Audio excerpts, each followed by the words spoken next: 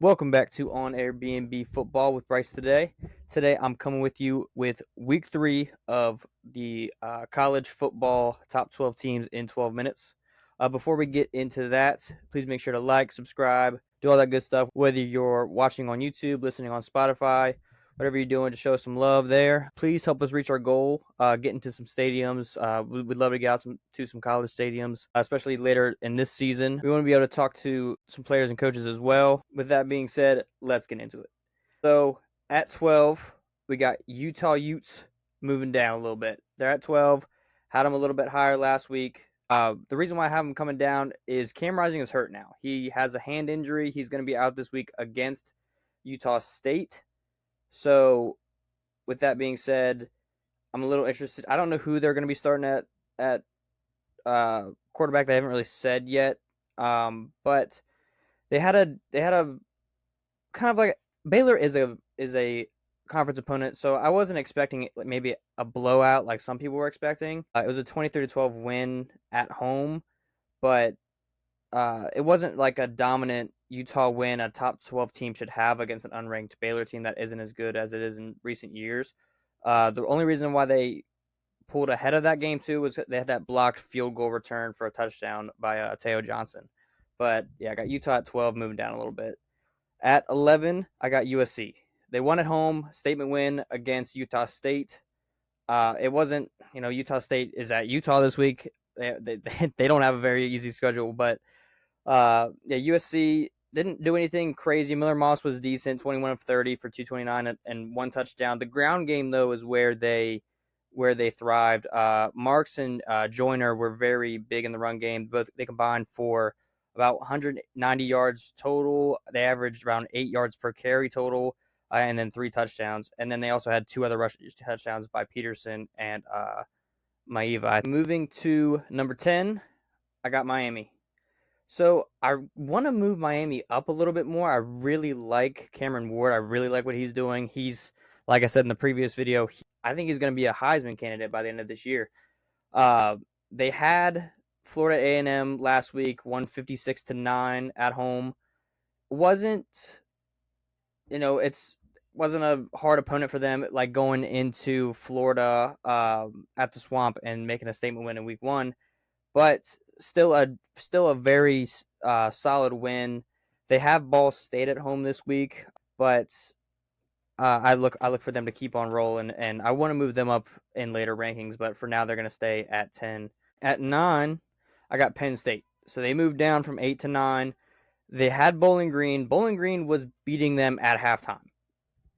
In the second half, Penn State finally took over. The defense finally played like a top defense, like it should. They outscored them 14-3 in the second half. It just wasn't a very. It was the home opener for Penn State. So everybody knows Penn State, Happy Valley. It's supposed to be that home field advantage is supposed to be very special, very hard to play. And Bowling Green went in there and just lit it up on offense in the first half. Penn State just looked.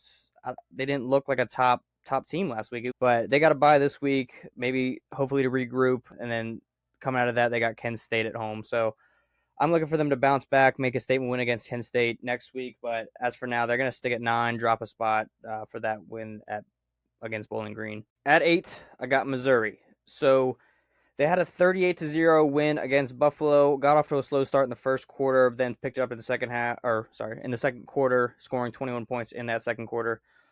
Brady Cook didn't look amazing. He had a decent completion percentage, was 28 for 36, decent there. Had that interception. Theo Weiss Jr. had a big game, 13 receptions, 149. I'm surprised they haven't gotten Luther Burden more involved in the passing game. They got him involved in the running game a little bit. He scored a touchdown on the ground. He had 2 carries for 21 yards, but he only had 3 receptions for 15 yards. So I don't know. I'm really surprised they haven't got him more involved yet in the offense, but they really haven't needed to. That defense does fly around, and it looks very good. It was a dominant win for them, of course, 38-0, but it wasn't as, I guess, dominant as I thought it would be. So I got them at 8. At 7, I got Oregon. So Oregon had a tough opponent at home against Boise State. Boise State is a very good team. I don't think anybody who thought they would just roll Boise State. I don't think there was anybody who thought that, but Oregon, of course, should have won by double-digit touchdowns. I mean, they're supposed to be the one of the top 3 teams in college football this year, but Boise State, like I said, is a good team. But thanks to that kickoff return touchdown with about like 9-10 minutes left, they were able to overtake Boise State for the lead, and both the teams didn't score after that. So uh, Oregon's at 7. I'm looking for Oregon to get better every week as we move on. They're at Oregon State this week, which I'm interested to see how that's going to go. It's always a good game there, Oregon versus Oregon State. I'm looking forward to that one. All right, 6 is Tennessee. They played NC State. NC State was, I believe, ranked 24 at the time of that game. So that was a big statement win for Tennessee. They look really, really good offensively, defensively. Tennessee, I think, is a very it's kind of a sleeper team right now. They were I think ranked 17th for most of or to start the season, and now they're 7th. Yeah, I just really like what Tennessee's doing offensively, defensively. A big statement win against NC State, 51-10. They're at home against Kent State this week. I look for them to do another dominant victory, and then them just keep on rolling until they face Oklahoma in 2 weeks, which is going to be a very good ranked team. At 5, I got Bama. So Bama through the first 3 quarters decided to play along with South Florida. I think it was 19-16. I believe at the beginning or through the fourth quarter, and then all of a sudden they decided to start playing on Saban night, where they named the field after Nick Saban. So I don't know. They ended up winning 42-16. Decided to score like 3 or 4 touchdowns at the end of the game, but it was a lot closer through 3 quarters than a lot of people would think, of course. But I don't know. That Bama is still very good. Ryan Williams is a star. He's 17 years old. He's a star wide receiver already. Jalen Milroe is doing what he needs to do. That defense is solid, but it was a lot closer game than you think. They are at Wisconsin this week, a Big Ten versus SEC game, which is something to look forward to. Um, it's going to be interesting. I of course think they win at Wisconsin, but I think it'll be tougher than what most people think it might be. But yeah, I got Bama at 5. And that brings me to 4. We got Ole Miss. So I like Ole Miss a little bit better than Bama this year. I like them offensively a little bit better. They're more veteran team. Jackson Dart is a very solid starter for them. That defense is amazing for them. I don't know. I just like Ole Miss a little bit better than Bama. They had Middle Tennessee 152-3. They're at Wake Forest this week, which I think is their first kind of test with Wake Forest. I still, of course, expect them to win at Wake Forest, but yeah, just like I said, I like Ole Miss a little bit better. I think they're a better team, more veteran team this year. I got them before. So it moves me to 3, Ohio State. So we'll get to 2, of course, in a second, but I got Ohio State moving down a spot for good reason. I think everybody knows why, but they beat Western Michigan 56-0, statement win at home. They're on a bye this week. Gives them some rest to go into week 4. Then they'll come out and play Marshall at home. Then they got Michigan State and Iowa, and then they start a stretch of 3 games where it gets pretty tough for them. So I like them at 3 now. They're going to keep winning, and then it's going to be interesting to see down the stretch if they can win some of those tougher games, of course. But I like them at 3 right now. At 2, of course, we got Texas. Texas went into Ann Arbor, big statement win at Michigan. Michigan they're not good offensively at all. I didn't expect Texas's defense to be that good, but they are that good. They're flying around.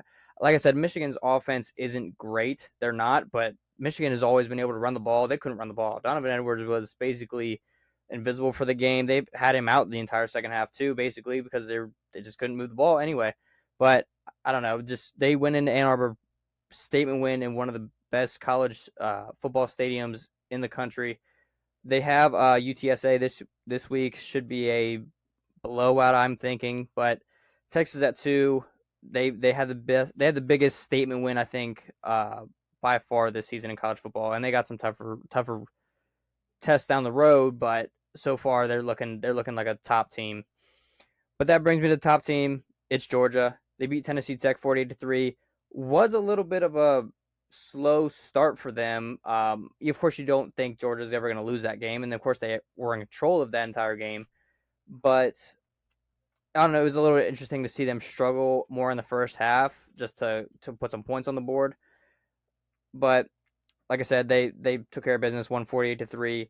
You could move Texas up to one just because of the win versus Michigan, but I just still think Georgia's the better team right now. We're gonna see in a few weeks, but um, Georgia does get a little bit of a test this week at Kentucky, so I'm interested to see that game. I think it's at 7:30, a little bit of a close to prime time game for them. I still expect Georgia to go in and dominate, but we're gonna see. They're still the top team.